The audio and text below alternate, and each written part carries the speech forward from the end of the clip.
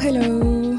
Bienvenue sur l'émission Sors la Tignasse. Je suis Laetitia et on se retrouve aujourd'hui pour un entretien placé sous le signe de partage d'expérience, d'un parcours affranchi des injonctions sociétales. Comme vous le savez peut-être déjà, ou sinon je vous le rappelle, Sors la Tignasse, c'est aussi une invitation à sortir des sentiers battus et à vivre heureux en étant résolument soi-même. Aujourd'hui, je reçois Gwenaëlle qui est une personne que je connais depuis très longtemps, à peu près 12-13 ans, je pense. Tout à fait. Donc ça fait un moment, on a commencé en étant collègues de travail, donc on a travaillé ensemble et puis on s'est fréquenté également à l'extérieur. Et à ce moment-là, eh bien Gwenaëlle, on parlait d'elle au masculin. Donc elle va partager avec nous son parcours et nous expliquer plus amplement comment s'est passée sa transition notamment. Gwenaëlle, bienvenue. Bonjour. Hello. Bonjour. Tu vas bien ? Oui, ça va. Un grand merci d'avoir accepté, parce que voilà, c'est un projet personnel qui me tient à cœur et de longue date, et je tenais vraiment à avoir cet échange avec toi, puisqu'on se fréquente également à l'extérieur. Je sais des réactions qui a pu avoir notamment dans des connaissances que nous avons en commun. Et donc je trouvais intéressant d'avoir ce petit moment d'échange, voilà, en toute intimité, pour évoquer des sujets sympas et peut-être moins sympas aussi, mais ça fait partie de la vie. Et comment tu gères cette situation ? Merci, mais en tout cas je tiens à te remercier parce que c'est quand même quelque chose dont la société parle toujours. Il y a beaucoup de oui-dire, de on-dit, de faux-semblants, et il y a certaines vérités qui sont un peu parfois importantes à remettre en place et à dire. Après, c'est vrai que la parole des personnes comme moi, différentes dans la société, est importante parce qu'on est trop souvent justement discriminé par rapport à ça. Alors pour commencer, est-ce qu'on pourrait faire un saut dans ton retour en arrière, un flashback dans ton enfance et parler un peu de là d'où tu viens, quel type d'enfance tu as eu, parle-nous de toi. Eh bien écoute, beaucoup de gens qui me connaissent savent que je suis d'origine antillaise, donc je suis née en Guadeloupe en 1980. Et la génération 80, comme on l'appelle, on est quand même assez nombreux, mais la génération 80 a quand même marqué et marque actuellement, en fait, puisqu'on est en plein essor, on est dans la fleur de l'âge. Donc je suis née en Guadeloupe en 1980, d'une famille de 2 enfants, je suis la plus petite, la dernière. Mes parents se sont rencontrés sur le capot avant de mon papa à Paris, alors que ma mère était avec ses sœurs en promenade, et cette histoire d'amour dure jusqu'à aujourd'hui. Le pilier familial, ma mère et mon père sont très très importants dans ma vie. Je peux pas faire sans les appeler, je suis obligée de les avoir au bout du fil, donc ça fait partie de ma vie. Donc j'ai grandi dans cette petite famille heureuse à Pointe-à-Pitre. J'ai énormément d'oncles et tantes des deux côtés de ma famille, que ce soit de mon père et de ma mère. Donc j'ai grandi en Guadeloupe, j'ai été scolarisée en Guadeloupe, tout à fait normalement. Un petit garçon modèle, on dira ça à l'époque. Et voilà. Donc une enfance heureuse épanouie, entre les saisons, le carnaval, les saisons cycloniques, les grandes vacances. Toutes les grandes vacances, en fait, je les passais en métropole, du côté de la famille de mon père, puisque mon père est d'origine métropolitaine, il est de la Mayenne, et toute la famille de ma mère se trouve, elle, en Guadeloupe. D'accord. Voilà. Donc d'où mon métissage entre la France et les Antilles. Donc à quel moment est-ce que tu as su que tu étais en différence ou en décalage par rapport à ton environnement ou la société en général ? Ça s'est procuré très jeune. Je pense que je devais avoir environ 9-10 ans, je m'en souviendrai très bien. C'était à une fête de famille, je crois que c'était un Nouvel An ou un Noël. Les Nouvel An et Noël chez nous, aux Antilles, c'est la grosse fête. Et du coup, devant toute la famille, je me souviens, j'ai eu un de mes oncles qui a fait une réflexion, mais je ne sais pas si c'était péjoratif ou méchant ou quoi, mais ça parlait plus ou moins de mon comportement qui était très efféminé. Et aux Antilles, le mot part très facilement. On nous traite de macomère. Voilà. Donc, en fait, on m'a sorti ça et mon oncle m'a regardé. Il m'a dit... Qu'est-ce que ça veut dire exactement, pour ceux qui ne savent pas ? C'est juste pour une façon de dire homosexuel ou plus vulgairement dire pédé. Quoi. Voilà. Et Mais en fait, en créole, de toute façon, il n'y a qu'un seul mot pour dire homosexuel, c'est Macoumère. Donc, en fait, c'est pas forcément une insulte, puisqu'en fait, c'est la façon dont on décrit la chose. Pour moi, je ne connais pas d'autre façon de dire homosexuel. En créole. D'accord. Voilà. Donc, du coup, mon oncle qui sort ça en pleine fête de famille pendant que je suis en train de danser, j'ai senti qu'il y avait un problème. Mais après, voilà. Après, j'ai compris qu'il y avait une différence tout au long de mon enfance et que j'ai grandi. Où je sentais que les gens m'appelaient par des petits prénoms. Pareil, sortait ce genre de réflexion, Macoumère, ou que j'étais très efféminée quand j'étais enfant. Pourtant, je ne l'étais pas plus que n'importe quel autre garçon, mais bon, on voyait une différence en tout cas. Alors, pour faire écho à cette enfance aux Antilles, on va passer le premier morceau dont tu as fait la sélection, parce que je t'ai demandé de partager avec moi des morceaux qui avaient un sens particulier pour toi et qui ont peut-être rythmé des époques de ta vie. Oui, le groupe Kassav, en fait, c'est toute ma vie, puisque aujourd'hui j'ai 40 ans cette année. Le groupe Kassav a 40 ans, donc je n'ai fait que grandir avec leurs morceaux. Je n'ai que grandi avec leur musique. Je connais chaque morceau par cœur. Je suis à tous leurs concerts. J'essaie de traîner tout le monde parce que c'est le plus grand groupe français pour moi. C'est le plus grand groupe français qu'on ait.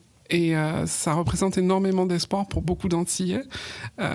On se fonde sur eux et du coup, ce morceau qui en fait veut dire moins viré, c'est de rentrer au pays.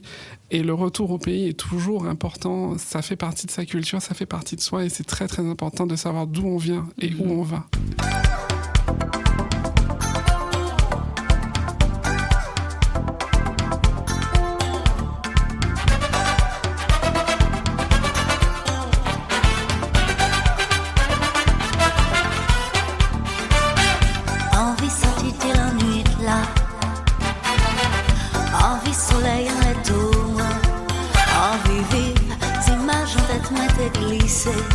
Voyager, j'aujourd'hui je m'en pas qu'à rêver, ça arriverait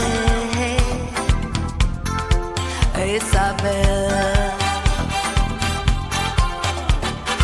Envie sortir de la nuit là, envie vivre, rester en bas soleil là.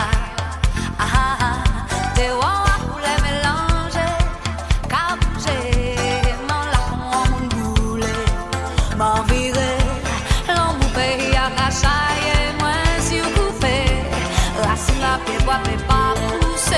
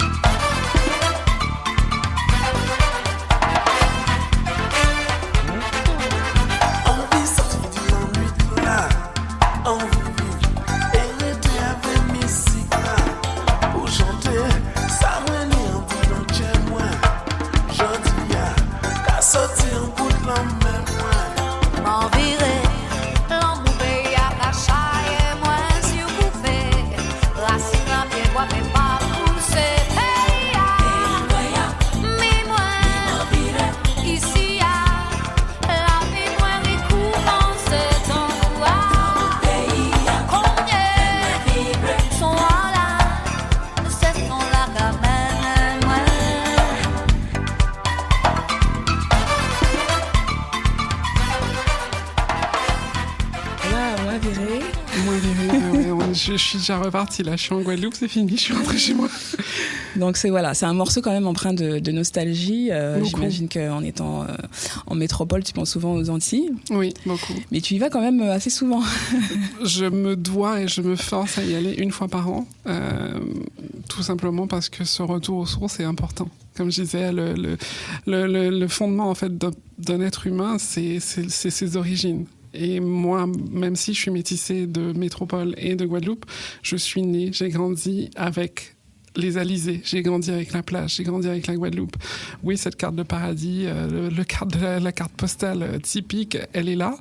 Mais pour nous, c'est très, très important. Je pense que tous les ultramarins qui m'entendent le savent et comprendront ce que je veux dire. C'est important de rentrer chez soi.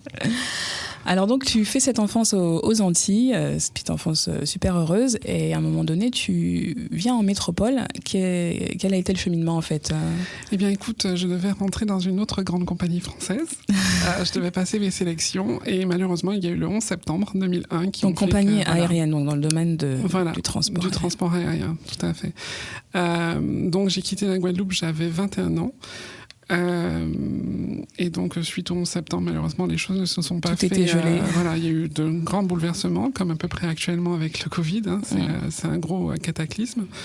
Et donc du coup, j'ai décidé de rester, même si je ne faisais pas ce que je voulais. Mais voilà. Donc c'était un rêve d'enfant de travailler en tant que steward du coup à l'époque. Ah, ça a toujours été. En fait, j'ai toujours voulu être pilote de ligne. Je l'ai toujours dit, mais en fait, j'ai revu mes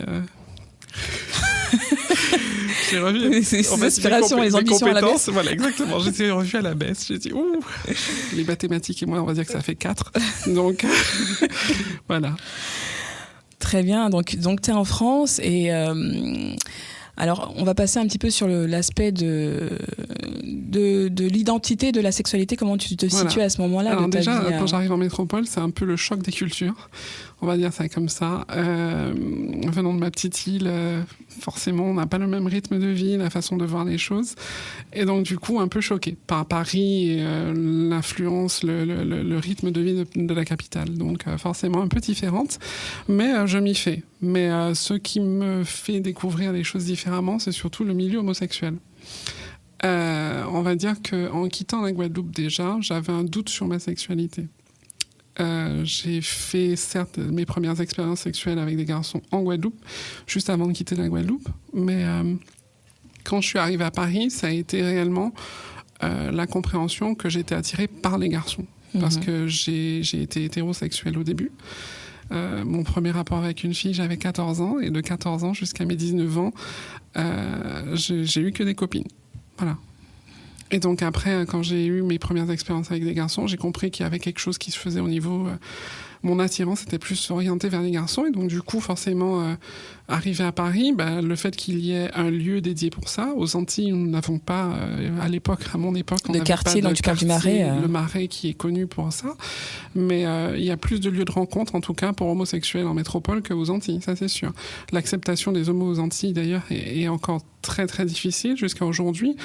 De nombreuses associations aident, notamment ma tante et ma cousine qui ont une association qui s'appelle Amalgamis, qui travaille dessus et qui vient en aide à tous les jeunes homosexuels qui se font rejeter de leur famille, ce qui arrive très fréquemment malheureusement. Et également aider les personnes comme moi en transition à trouver une écoute attentive à leurs problématiques et bien sûr trouver les meilleurs conseillers médicaux pour faciliter leur transition. Donc j'ai découvert cette vie en métropole qui était sulfureuse, complètement débordante. Donc arrivé en métropole, on va dire que moi je me suis sentie homosexuelle en pensant que j'étais homosexuelle parce que c'est la seule référence que j'ai eue pendant toute mon enfance et adolescence, on va dire ça comme ça, où en Guadeloupe, je n'avais pas d'image de transsexuel. Ça n'existait pas. Pour moi, je n'avais que des femmes, des hommes, et les garçons aimaient les garçons, c'était des homos, c'est tout. Voilà. Je n'avais pas la femme trans en image aux Antilles. Et du coup, à quel moment est-ce que tu as compris que c'était autre chose et que finalement tu n'étais pas gay?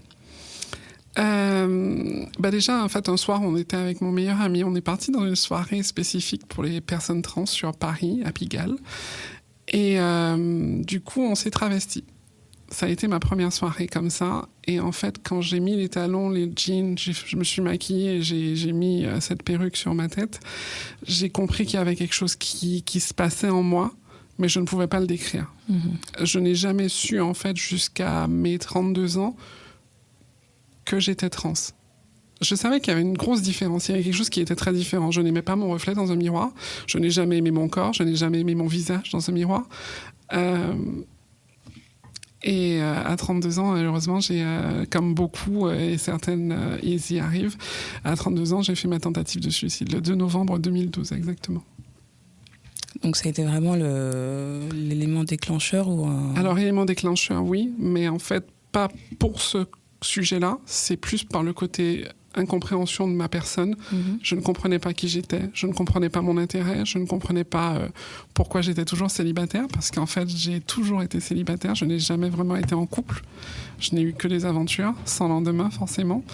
Alors, je parle bien avec des garçons, que je sois claire, parce qu'avec des filles, j'ai eu plus de relations. Oui. Voilà, je suis sortie avec des filles, j'ai été en couple avec des filles. Donc du coup, forcément, je ne comprenais pas pourquoi je n'arrivais pas à plaire aux garçons, qui avaient quelque chose qui n'allait pas vis-à-vis des garçons. Et du coup, quand vous avez 32 ans et que vous ne comprenez pas et que vous voyez tous vos amis sont en couple et que vous êtes toujours célibataire, vous ne savez pas ce que c'est que quand quelqu'un vous dit « tu me manques, je t'aime, j'ai envie de te revoir », ce genre de mots, au bout d'un moment, ça fait mal. Ça fait très très mal. Donc en fait, je suis arrivée à une certaine saturation. Voilà. Comment s'est passée la transition du coup de réaliser que voilà il y avait une différence et de se dire ok je suis pas tout à fait gay non plus et quel a été le parcours jusqu'à la transformation physique? À l'hôpital d'abord en fait quand vous faites une tentative de suicide vous êtes obligé de voir un psychologue qui en fait vous conseille. Et là quand il a commencé à me parler, qu'on a commencé à discuter, il m'a envoyé vers une de ses collègues, parce que lui, il a compris quel était mon problème, sans même que je parle trop, en fait. Et principalement, il m'a dit que c'était le fait que je me rejette de mon corps, mon visage et mon corps. Et là, il a compris qu'il y avait quelque chose de plus profond. Et du coup, j'ai été voir cette psychologue qui m'a aidée. Et du coup, le parcours s'est mis en route comme ça. Donc alors, il y a deux façons d'aborder la transsexualité. La première, c'est un parcours officiel. Il y a des équipes officielles compétentes en France qui sont formées pour ça. Et il y a le parcours non officiel, c'est-à-dire que vous prenez exactement les mêmes personnes qui sont dans les parcours, c'est-à-dire un endocrinologue, un chirurgien et un psychologue qui sont là pendant votre parcours pour vous assister dans tout. Alors, surtout pour les personnes qui sont intéressées, allez absolument voir un psychologue pour vous assister dans vos démarches et voyez surtout votre médecin traitant avec qui bien sûr vous allez avoir une confiance aveugle pour partager ce moment de votre vie. Ouais, il faut bien choisir son médecin. Voilà, il faut avoir un médecin traitant qui est ouvert, parce qu'aujourd'hui on a encore la preuve que certains médecins traitants ne sont pas ouverts comme ça. Face aux personnes trans, bien sûr. Oui, cette anecdote que tu me racontais tout à l'heure, d'ailleurs. Voilà, exactement. Donc, ton médecin est en vacances, ton médecin traitant est en vacances. Tu vas voir un autre médecin pour une ordonnance. Exactement, pour mon ordonnance d'hormones. Et là, le médecin me renvoie... voilà, bref, on va pas épiloguer. Enfin bon. Bien, on va faire une deuxième pause musicale avec une chanson qui s'appelle... Les couleurs de l'amour de Native, un groupe aussi guadeloupéenne, puisqu'elles sont toutes les deux guadeloupéennes, un groupe que j'aime beaucoup, qui fait partie de la variété française. Ouais. Pour moi, je trouve qu'elles ont un manque de reconnaissance et j'aime beaucoup ce qu'elles font. Et j'écoute toujours d'ailleurs Laura sur son Instagram et son Twitter, donc je la suis toujours. C'est parti.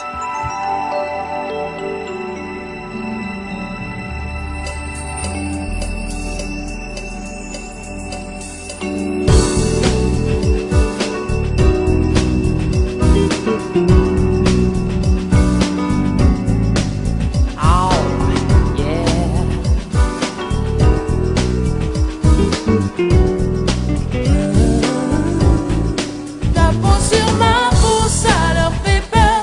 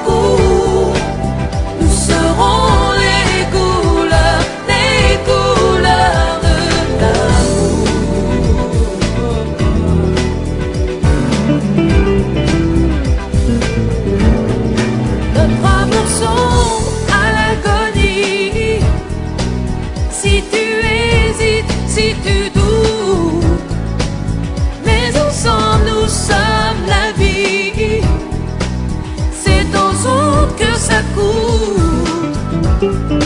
Et c'est bien au-delà des regards, la couleur et détail. J'ai la force, la foi et l'espoir, oh yeah, pour gagner toutes les batailles. C'est trop court, je suis la nuit, tu es le jour. C'est trop fort et c'est trop court. Nous serons les couleurs de l'amour.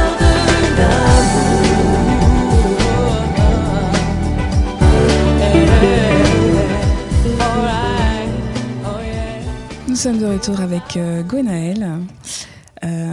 Et donc cette chanson des Natives, qui est un groupe que j'affectionne particulièrement en plus, je savais pas que tu les aimais tant aussi. Ah mais j'adore. Et pourquoi ce choix de chanson ?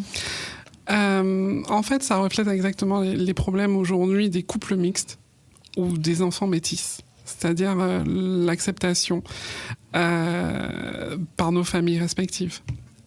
Donc, par exemple, moi étant née d'un couple mixte, alors oui, je suis très claire de peau. Pour ceux qui me connaissent, ils ont du mal à savoir que je suis métisse, mais oui, je le suis bien. Et c'est là le propre problème, on va dire, des fois aux Antilles, c'est l'acceptation du métis et des couples métis, et mixtes du moins. Quand mon père a dû informer ses parents qu'il épousait une Guadeloupéenne, alors quand il a dit Guadeloupéenne, on a vu ma mère noire. Et ma mère a ma couleur de peau. Donc forcément, voilà, c'était un peu bizarre. C'est bien ce qu'on appelle une chabine. Donc elle là, par contre, elle a les cheveux crépus. D'accord. Mais alors, crépus de chez crépus. Qu'est-ce qu'on appelle une chabine exactement aux Antilles d'ailleurs ? Alors, c'est le gros mythe. Enfin, moi, je sais pas vraiment. Pour moi, ce serait quelqu'un qui a la peau très claire, mais les traits négroïdes avec la chevelure aussi noire. D'accord, donc des attributs de personnes noires tout en ayant la peau blanche ou très claire. Ouais. Voilà, exactement. Je trouve, je pense que c'est ça. Si je fais une erreur, je suis désolée. Mais voilà, je pense que c'est plutôt ça. Alors après, moi, en Guadeloupe, on m'appelle des fois Chabine. Okay. Donc voilà, parce qu'on arrive quand je suis là-bas, on arrive à savoir que je suis Chabine, mais pas toujours. J'ai quand même subi pas mal de discrimination par rapport à ma couleur de peau quand j'étais enfant. Oui, donc c'est un sujet que je voulais aborder aussi, c'est ce qu'on appelle notamment le colorisme, c'est-à-dire à l'intérieur de la communauté de faire des différences par rapport à la carnation de peau, et je sais que c'est une situation qui est très très vivace, en particulier aux Antilles, voilà, en Martinique, en Guadeloupe. Oui. Et ça me fait penser à l'ouvrage de Frantz Fanon, donc, qui était psychiatre, intitulé Peau noire, masque blanc, où il explique justement d'où viendraient les différences qu'on fait en fait par rapport à la couleur de peau, où la personne qui est un peu plus claire est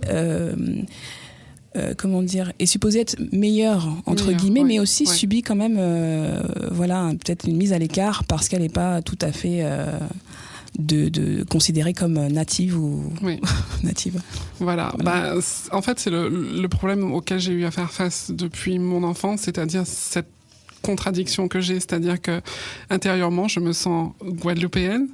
Je peux pas dire noir, puisqu'en fait ça me ferait oublier mes racines blanches, ça me ferait oublier mon côté blanc du côté de mon papa, et même c'est tous mes ancêtres, puisque nous sommes une famille de métis de génération en génération, de tout métissage confondu, c'est-à-dire qu'on le sait très bien quand on voit nos photos d'ancêtres, où on a des noirs, on a des indiens, on a des amérindiens. La différence entre les deux, je pense qu'on la connaît. Les Indiens viennent d'Inde et les Amérindiens sont les autochtones qui étaient présents en Guadeloupe avant l'arrivée de Christophe Colomb, qui a envahi la Guadeloupe. Enfin, qui était autrement dit avant Karukéra. Voilà. Donc moi, je suis descendante de tous ces métissages, qui fait que ma grand-mère m'a toujours dit qu'ils ont été toujours plus ou moins exclus, parce qu'en fait, on n'est ni blanc ni noir. Les Blancs ne nous acceptaient pas pendant l'époque de l'esclavage, mais les Noirs ne nous acceptaient pas non plus puisqu'on était trop blancs pour être noirs. Et comment ça s'est manifesté du coup dans ton enfance ? Il s'est passé qu'à un moment en Guadeloupe, il y a eu un peu une révolution des indépendantistes, et du coup un jour, en fait, ils faisaient de la chasse aux Blancs sur l'île.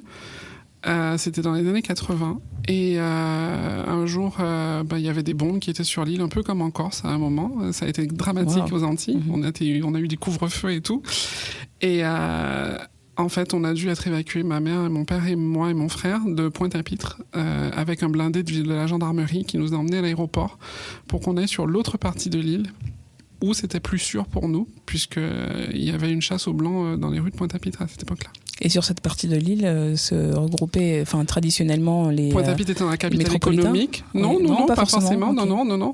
Mais Pointe-à-Pitre est dans la capitale économique. Voilà. On va dire que c'est toujours là. C'est comme ce qui se passe s'est passé avec les Gilets jaunes à Paris, que ça pète, alors que toute l'île est affectée, quoi. Donc voilà. Mais j'ai ressenti ça après même mon adolescence. On pensait que j'étais toujours favorisée, où j'avais toujours plus d'argent ou de tout ce genre de choses-là. Or, c'était pas vrai du tout. Je dormais dans la même chambre que mon frère, qui faisait à peine 8 mètres carrés sur un lit superposé. Jusqu'à mes 17 ans, j'ai dormi avec lui. Donc, des trucs comme ça, enfin, voilà quoi. On vous catégorise tout de suite, vous êtes clair de peau, donc vous êtes favorisé. Et non, c'était pas du tout le cas. Alors, comment t'as... tout ça, cette espèce de mélange entre d'un côté les différences que tu as pu, ou discriminations, on peut les appeler comme ça, que tu as pu subir du fait de ton métissage, et également du fait de ta différence, de ton identité, ce à quoi tu t'identifies sexuellement. Alors oui, ça complexifie encore plus la chose quand on arrive à ce sujet-là. C'est vrai que le lien au premier abord est compliqué à aborder, mais... Quand déjà j'ai subi aussi de la discrimination quand je suis arrivée en métropole, puisque là j'étais peut-être trop métissée pour pouvoir être blanche, donc du coup on m'a renvoyée à mes origines antillaises, donc quelquefois j'ai eu des réflexions de personnes par rapport à mon accent ou à mon attitude qui soi-disant était plus lente que les autres. J'ai eu ce genre de réflexion, le stéréotype exactement, mais enfin quand on fait l'inverse, c'est-à-dire que j'ai eu le cas où des métropolitains sont venus s'installer en Guadeloupe, ils ont bien pris leur rythme, ils ont ralenti tout et voilà, enfin bref, on clôt la parenthèse. Donc du coup se pose la question de la sexualité quand on est métisse, et notamment en Guadeloupe, en fait en étant trop clair tout de suite, comme ils disent, les Antillais m'ont envoyé dans ma figure en fait à chaque fois qu'il n'y a que les Blancs qui sont homosexuels. En créole, ça donne quoi? Il y a qui Blanc qui m'a coumé, mais bon après voilà, c'est ridicule de faire ce genre de réflexion-là, catégoriser sous prétexte qu'on est plus clair de peau, genre il n'y a pas d'homosexuels chez les Noirs. C'est un gros sujet, ça. Oui, D'ailleurs, qui peut faire l'objet d'un débat ou à un autre moment. Exactement. Mais c'est je pense, pour toute communauté noire, que ce soit aux États-Unis, en Afrique ou aux Antilles. Ah, mais toute communauté, puisque quand vous regardez par exemple en Tchétchénie, où il dit qu'il n'y a pas d'homosexuels en Tchétchénie et qu'il les fait tuer, ou soi-disant il dit que non, mais bon voilà, on ne sait pas. Quand vous voyez que au Pakistan, pareil, dans tous ces pays où vous avez une espèce de dictature et une oppression vis-à-vis du peuple par rapport à des religions, c'est vrai que dans ces pays-là, les problèmes sont bien plus forts que... voilà. Forcément. Et donc tu disais, donc par rapport à ça, donc ça complexifie les choses, la différence du point de vue de ton d'identité sexuelle. Oui. Et alors bien sûr, on fait une différence entre la sexualité et le genre. Et le genre. Voilà. Tiens, parce que beaucoup de gens mélangent les choses en fait. Donc qu'on rétablisse les choses, c'est-à-dire que quelqu'un. Déjà, il y a beaucoup de cases au-dessus de la tête des gens aujourd'hui. Hein. On peut être hétéro, homo, bi, lesbienne, queer, blablabla. LGBTQ. LGBTQ. Donc ça, c'est plutôt le sigle pour dénommer la communauté qui est discriminée. Ensuite, vous avez on peut revenir sur les donc l'acronyme, donc voilà. L'acronyme donc lesbienne, LG, donc gay. Trans, B d'abord. Bisexuel, transsexuel. Queer, c'est le queer. Voilà. Et queer, ça détermine quoi exactement? Les garçons qui sont efféminés ou les femmes qui sont, vous savez, ces garçons qui s'habillent, ou pour les femmes. Comment on appelle ça? Les émos. Ils sont émos, donc du coup, on n'arrive pas à savoir si ce sont des personnes qui sont androgynes. Androgynes, exactement. Donc voilà. Alors. Dans ça, en fait, moi, je trouve que c'est mettre des labels sur les gens, alors qu'on n'en veut pas forcément. Moi, personnellement, je n'en veux pas. Je sais qu'aujourd'hui, on va me catégoriser pardon, comme bisexuel, puisque j'ai des rapports avec des femmes et des hommes, donc les deux. Je me définis en tant que femme trans, mais pas en tant que femme, puisque je sais que je ne serai jamais une femme. À proprement dit. Scientifiquement, tu veux dire comment tu... Physiquement, okay. Je sais que je ne serai jamais une femme. C'est-à-dire que d'apparence, je peux être une femme. Mais intérieurement, biologiquement, je ne serai jamais la femme que j'aurais bien aimé être un jour. Mais voilà. D'ailleurs, qu'est-ce que tu penses de... Alors, je vais te citer la question sans attendre de réponse particulièrement. Mais la première des choses à laquelle les gens pensent, y compris moi, je fais partie du monde, quand on est en face d'une femme ou d'un homme, donc une femme trans, c'est la question de la transformation du point de vue génital. Est-ce que tu es opéré ou pas ? Est-ce que tu as coupé ? Qu'est-ce que tu penses de cette question ? Qu'est-ce que ça t'évoque, en fait ? Déjà, c'est une question qui est extrêmement indiscrète. C'est quelque chose que beaucoup de trans ont à faire, malheureusement. Bon, je peux comprendre quand on n'est pas informé et qu'on ne connaît pas le parcours des personnes trans. Néanmoins, c'est une indiscrétion que moi, je ne prendrais pas d'aller voir les gens dans la rue pour leur demander qu'est-ce qu'ils ont entre les jambes, en fait. Je ne m'arrêterai pas devant une femme en lui disant « Mais t'es vraiment une femme ? T'as une chatte entre les jambes ?» Donc, voilà. Est-ce que t'as des... Pardon, excusez-moi. Est-ce que tu as des grandes ou des petites la taille du sexe, c'est super intrusif, c'est très, très indiscret. Je pense que les seules personnes à qui je pourrais me permettre de répondre seraient mes partenaires sexuels.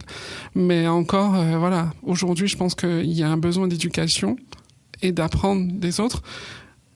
Comme je te disais tout à l'heure, moi, personnellement, je donne ma réponse, mais je rappelle juste aux gens que c'est une question qui est extrêmement intrusive et qu'il vaut mieux éviter de la poser.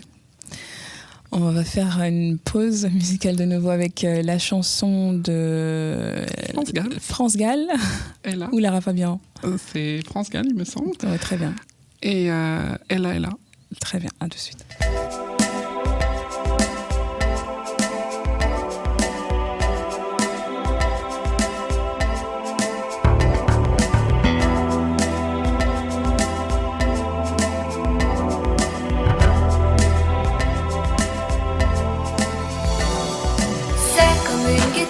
Comme un sourire, quelque chose dans la voix qui paraît nous dire viens, qui nous fait sentir étrangement bien. C'est comme toute l'histoire du peuple noir qui se balance entre l'amour et les espoirs. Quelque chose qui danse en toi. Si tu l'as,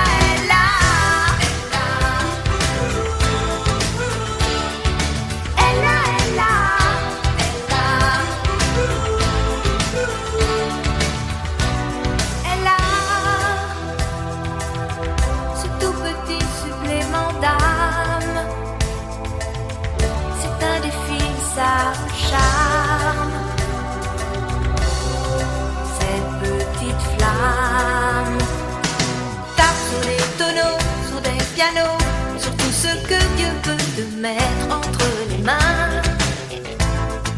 Montre ton rire ou ton chagrin. Mais que tu n'aies rien, que tu sois roi, que tu cherches encore les pouvoirs qui dorment en toi. Tu vois, ça ne s'achète pas. Quand tu l'as,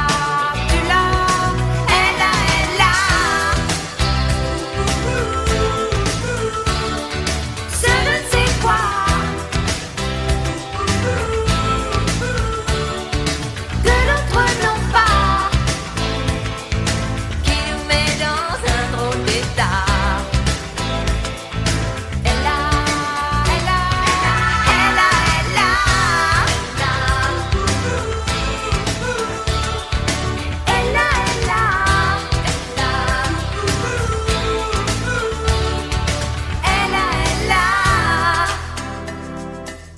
Elle l'a. Alors... Est-ce que je l'ai ou pas? Est-ce que tu l'as, Non, ce petit supplément d'âme? Pourquoi tu as choisi cette chanson de France Alors Gall? c'est un très beau, c'est un très bel hommage à Ella Fitzgerald. Pareil, France Gall, une artiste aussi très engagée pour l'Afrique, qui vivait au Sénégal. Pour moi, ce relationnel est toujours très important. Alors oui, certains peuvent critiquer la façon dont c'est fait, oui, mais en fait, on fait quelque chose. Et pour moi, tout ce qui compte au bout du compte, c'est qu'on fasse. C'est-à-dire, le rapprochement. Certaines personnes peuvent critiquer. Qu'est-ce que tu désignes en disant ça?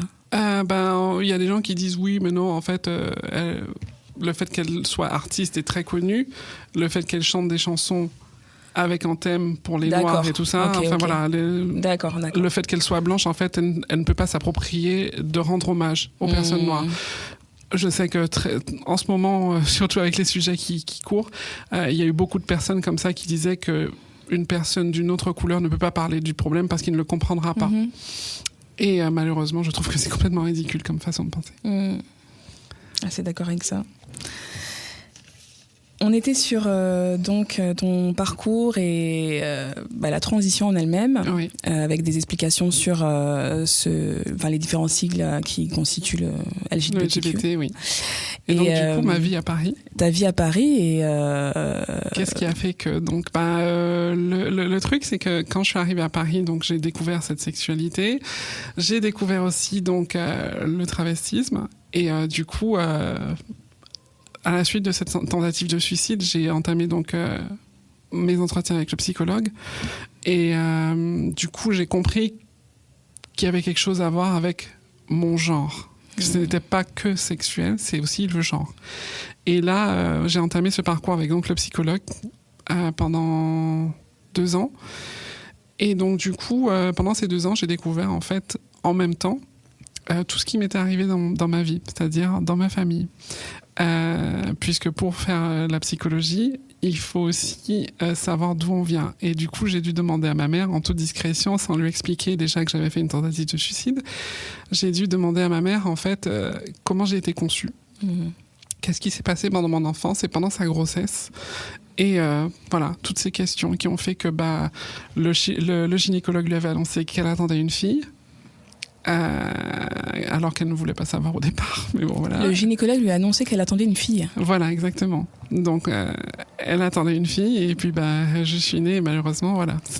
C'était un garçon. Voilà, donc bon. Donc elle a vécu en fait toute cette grossesse en pensant qu'elle allait avoir une fille. Donc on peut penser à tout ce qu'on fait comme plan en tant que femme Exactement. Pour accueillir cet enfant. Alors ce qui est très marrant parce qu'à l'époque, dans les années 80, en fait, vous verrez beaucoup d'enfants, leurs photos ne sont ni en bleu ni en rose, tout simplement parce que on n'avait pas cette certitude. Donc du coup, on habillait les enfants en vert, en rouge, en jaune et en blanc.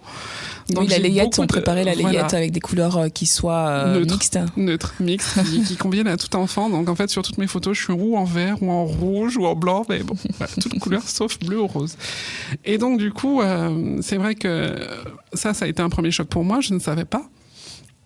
Donc du coup, je me suis dit, est-ce que ça répond à la question et pourquoi j'ai cet inconfort? Je ne sais pas, seule la nature peut l'expliquer. Donc en fait, après... j'ai grandi et c'est vrai qu'il y a eu plusieurs choses pendant mon enfance qui ont fait que voilà. Donc du coup, une fois que j'ai fini la psychanalyse, j'ai réfléchi à qui le dire en premier, à qui avouer que en fait je ne suis pas le garçon que j'ai toujours été, mais qu'en fait je suis intérieurement une femme et que cette fois elle va sortir. Donc du coup, j'ai pensé en premier lieu à mes cousines et cousins. Je suis partie dans le cercle large de la famille en premier, des gens qui avaient mon âge, pour mieux me comprendre. Et du coup, quand j'ai senti que ça passait très bien, je suis passée au cercle supérieur, c'est-à-dire mes oncles et tantes, avant d'arriver à mon noyau fort, c'est-à-dire ma mère et mon père. Wow. J'ai préféré faire comme ça, tout simplement parce que je me suis dit, si eux me disent que mes parents vont mal réagir, il faudra que j'aborde le sujet différemment. Ouais. Et là, j'ai quand même marché sur des œufs jusqu'au bout. Du coup, je l'ai dit pareil à certains oncles et certaines tantes, et du coup, j'ai senti que c'est passé et que, on me disait l'important, c'est que je sois heureuse dans ma vie, donc de faire mon chemin. Et là, je suis arrivée à ma mère en première. C'est à ma mère que je l'ai dit. Je lui ai dit ça. Comment est-ce que tu as annoncé ça à ta mère ? En fait, j'avais déjà commencé mon traitement hormonal. Donc, du coup, les signes de changement étaient déjà en cours physiquement. Donc, en fait, c'était une horloge qui tournait. Et je n'avais qu'une chose, c'est qu'il fallait que je le dise, puisqu'au bout d'un moment, il allait le voir. Ouais. Ils allaient le voir. Du moins, ils l'ont vu. En plus, le jour où je suis arrivée, ils ont fait « Mais c'est bizarre, pourquoi t'as des seins ?» Texto ? Bah oui, mon père l'a vu en fait. Il l'a vu sous le t-shirt. Il l'a vu en fait qu'il y avait une poitrine qui était différente de ce que j'avais avant. Donc du coup, bon, j'ai pas tilté. J'ai dit j'ai pris un peu de poids. Point barre. Ouais. Et du coup, j'ai dit la première personne avec qui je vais le dire, ce sera ma mère, parce que je sais que ma mère aura une oreille plus attentive et voilà. Et là, je lui ai dit et elle s'est effondrée en larmes. C'était en février 2014. Et elle s'est effondrée en larmes. J'ai tout fait pour la rassurer. Je sais qu'elle l'a très mal pris au début, chose que je ne pensais pas, mais mes cousines sont venues me voir après pour me dire que ma mère leur en a parlé, mes tantes aussi, et du coup, elle ne savait pas trop comment réagir. Elle n'a pas su comment faire. Et puis après, très très vite, elle est allée sur Internet et elle a regardé toutes les vidéos. Et donc elle s'est documentée pour comprendre en fait ouais. la position d'un parent d'un enfant trans. Et je pense que tous les parents aujourd'hui devraient faire ça, surtout. Et mon père, je lui ai annoncé un peu plus tard, parce que j'ai pas eu le courage de le faire. Donc au moment où tu annonces ça du coup à ta mère, il est dans la même maison, dans la même pièce. Comment ça se passe ? Non, il n'était pas dans la même pièce, il n'était pas là ce jour-là. Et j'ai saisi l'opportunité qu'il ne soit pas là pour donc le dire à ma mère. Ça veut dire que ta mère a gardé le secret, elle a vraiment attendu que tu le dises de toi-même, quoi. Oui. Comme pour mon homosexualité aussi. La même chose. J'ai dit à ma mère l'avait compris. En pensant, comme je pensais que j'étais homo. Ouais. Elle a pensé que j'étais homosexuelle, elle n'a pas pensé que j'étais trans.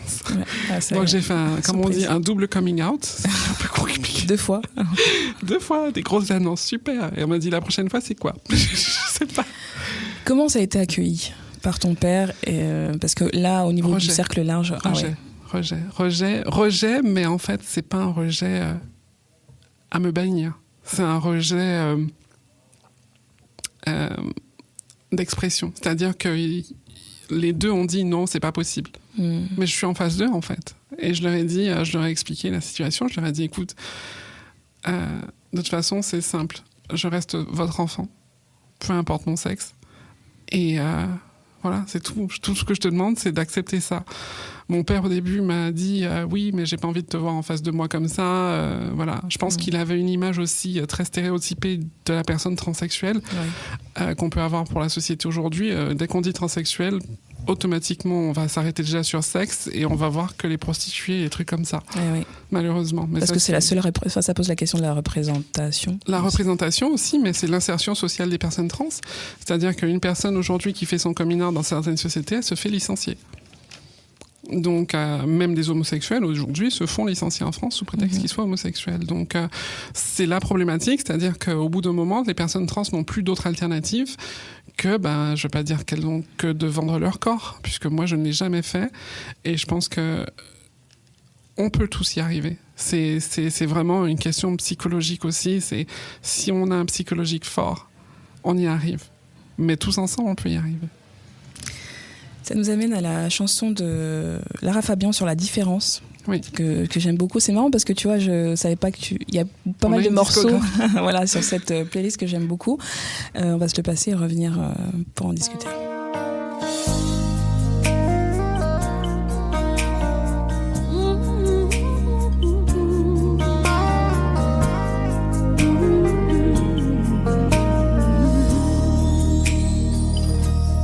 La différence, celle qui dérange, une préférence, un état d'âme, une circonstance, un corps à corps, en désaccord, avec les gens trop bien pensants, les mœurs d'abord. Ne s'étonnera jamais des différences et elles se ressemblent, se touchent comme ces deux hommes qui dansent sans jamais parler, sans jamais crier, ils s'aiment en silence. jamais mentir ni se retourner. Ils se font confiance. Si vous saviez comme ils se foutent de nos injures, ils préfèrent la bourse, tout le vrai à nos murmures.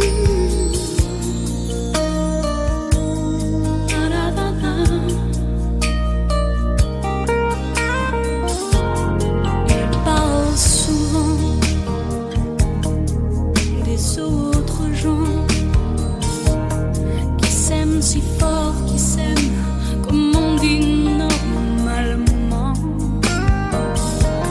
De cet enfant tellement absent, ce mal du sang qui court et tue si librement.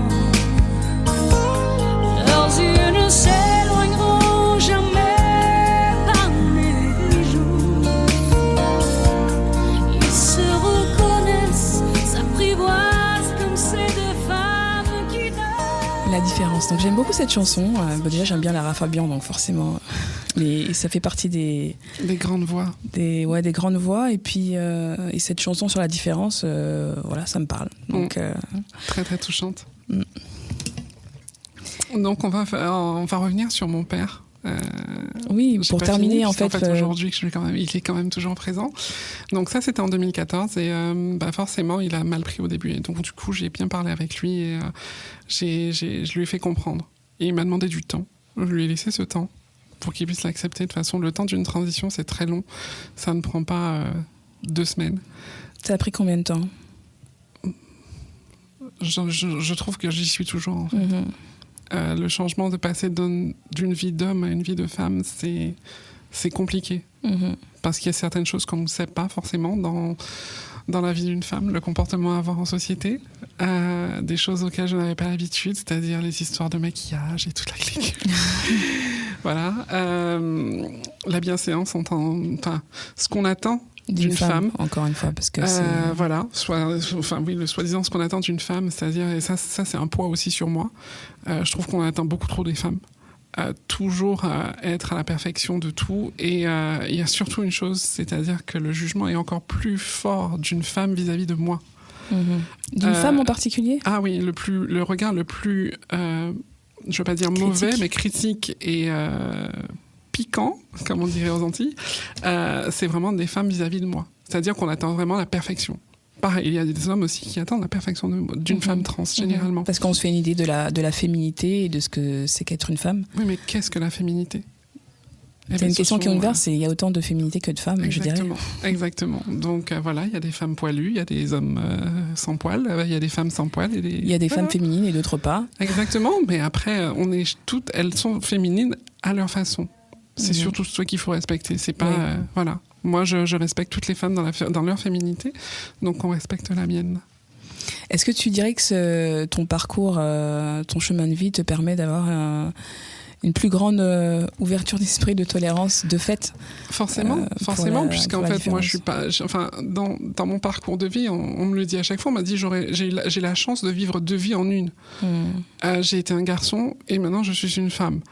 Oui, mais du coup, ma vision, elle est vraiment des 2 côtés. Donc, le comportement des garçons, je le connais, et le comportement de la femme, maintenant, je commence à le connaître. Et je comprends certaines choses, et je comprends pourquoi il y a des quid, Vénus et Mars ne peuvent pas s'entendre, quoi. Il y a des choses qui parlent de temps en temps. Donc,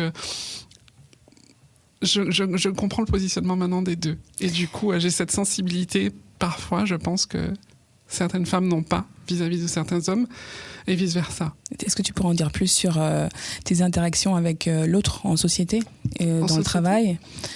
Professionnellement, je tiens à remercier à nouveau mon employeur qui a été extrêmement consciencieux et professionnel en me laissant toujours travailler. Et maintenant, je suis une hôtesse de l'air fière de porter mes ailes. Et sincèrement, je pense que s'il n'était pas là, si ma compagnie n'avait pas accepté de me garder sous prétexte que je fasse une transition, je pense que ça aurait été dévastateur pour moi. Mais voilà. En tout cas, j'ai eu un soutien sans faille de la part de la compagnie. Est-ce que tu penses que le fait que ce soit une compagnie anglaise, britannique, oui, à 100%. À 100%, parce que j'ai des amis qui sont très connus d'ailleurs. Andrea qui a écrit un livre. Ah oui. Oui. Qui qui a fait sa transition pratiquement télévisée, et malheureusement, elle subit, et elle a subi pendant très longtemps des discriminations. Ça a été très difficile pour elle chez la compagnie bleue, comme on dirait. Et également Teva, une autre amie qui est aussi hôtesse chez Air France.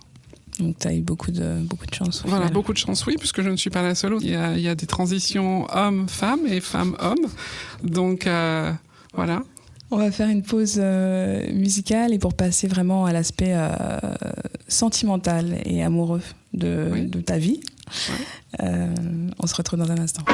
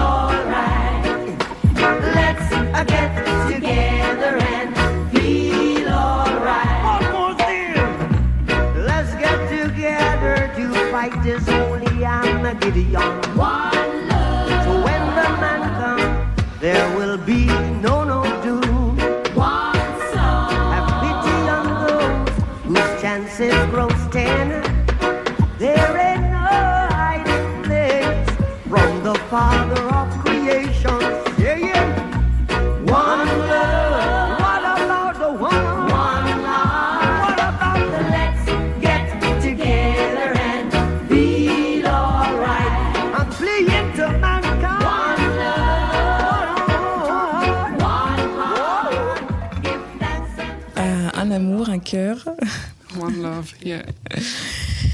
Donc une chanson qui a beaucoup de sens pour toi, et puis aussi par rapport au contexte dans lequel ça a été écrit, comme tu me disais. Bob Marley a écrit cette chanson, en fait, il en a pris toutes les blessures qu'il a eues pendant son enfance, le fait d'être métis en Jamaïque, parce que lui aussi, pareil, a été rejeté de ses confrères, on dira ça comme ça, que ce soit des Noirs ou des Blancs. Il en a vécu beaucoup, et jusqu'au jour où il a rencontré la bonne personne qui l'a aidé et qui l'a propulsé là où il a pu être à l'époque de son vivant.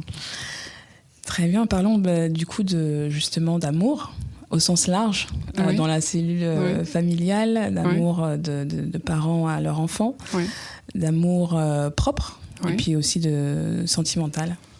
Je remercie sans cesse mes parents. Je leur ai dit à leur anniversaire de mariage que je les remercie pour l'éducation qu'ils m'ont donnée, parce que sans eux, je pense que je n'aurais pas vu la vie telle qu'elle est de la même façon. Je reçois tout l'amour qu'ils m'ont donné, et j'espère qu'ils reçoivent le mien du mieux que je peux leur donner, en tout cas. Aujourd'hui, mon père et ma mère m'acceptent telle que je suis, m'ont pas rejeté. Donc ça, c'est un truc qui me tient énormément à cœur. Je ne peux pas les remercier assez. Je n'ai même pas de mots pour pouvoir dire. J'arrive même pas à m'exprimer pour leur dire combien je les aime, et je les remercie de ne pas m'avoir rejeté. Comment tu te sens dans ta peau aujourd'hui ? Dans ma peau aujourd'hui, je suis célibataire. Je suis célibataire, donc en fait la vie d'une fille trans en France est malheureusement de par le monde est encore un peu difficile au niveau de l'insertion sociale et notamment sentimentale, où c'est compliqué de vivre en couple. Enfin, ça paraît compliqué pour les autres de vivre en couple avec une personne trans. Donc, c'est vrai que les garçons n'abordent pas les choses de la même façon. Le jugement qu'on peut apporter sur eux, le fait qu'ils sortent avec une personne trans, c'est compliqué. C'est très, très compliqué. Donc, je suis encore seule. Et le parcours d'une trans est très seul. C'est le mot le plus frappant, c'est la solitude qu'on traverse lorsqu'on est transsexuel et lorsqu'on passe une transition. C'est la solitude. Donc, je suis heureuse de vivre. J'aime mon corps, je m'aime tel que je suis aujourd'hui. Mais malheureusement, voilà, c'est cette solitude qui est pesante toujours. On est dans une société où il y a quand même pas mal de célibataires. Je pense que la scène du dating est particulière aussi à notre époque. Oui, donc ça ajoute ça ajoute à ça les chances de rester célibataire, tu veux dire? Oui, tout à fait. Oui et non. C'est-à-dire que je pense qu'il y a beaucoup de gens qui seraient intéressés pour. Le problème, c'est le jugement que les autres vont apporter sur le fait qu'ils soient avec. Voilà.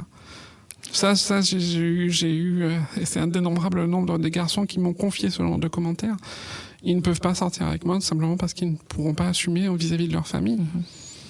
En étant bien dans ta peau aujourd'hui, est-ce que tu as un message à passer aux personnes qui peut-être n'ont pas encore fait leur transition ou peut-être tout simplement qui vivent un malaise du fait de ne pas être clair sur qui ils sont, au fond, de pas être alignés avec leurs aspirations profondes et qui ils sont, avec la vie qu'ils mènent? Je pense que le premier mot qui me vient, c'est acceptation de soi. C'est accepter qui on est, comprendre qui on est et se fixer des objectifs. Une fois qu'on sait qui on est, on va apprendre à s'aimer. Et une fois qu'on s'aime, rien peut vous arrêter. Comment on fait pour savoir qui on est? Eh bien, c'est des choses simples. La méditation peut aider. Moi, ça m'a aidé pendant une période où j'en avais besoin. Se reconcentrer sur soi. On va dire qu'on donne toujours aux autres, mais en fait, au final, qu'est-ce qu'on se donne à soi? Et il faut savoir ce qu'on se donne à soi. Est-ce qu'on se donne les chances réelles d'aller là où on a envie et d'être accepté tel qu'on est? Si on s'aime, on sera accepté par les autres. Sur ces belles paroles, je te remercie encore d'avoir accepté de prêter à cet entretien et de jouer le jeu des questions-réponses. Merci pour ta sincérité. J'ai appris des choses aussi, donc merci aussi pour ça. Merci. À très bientôt. Merci. C'est la fin.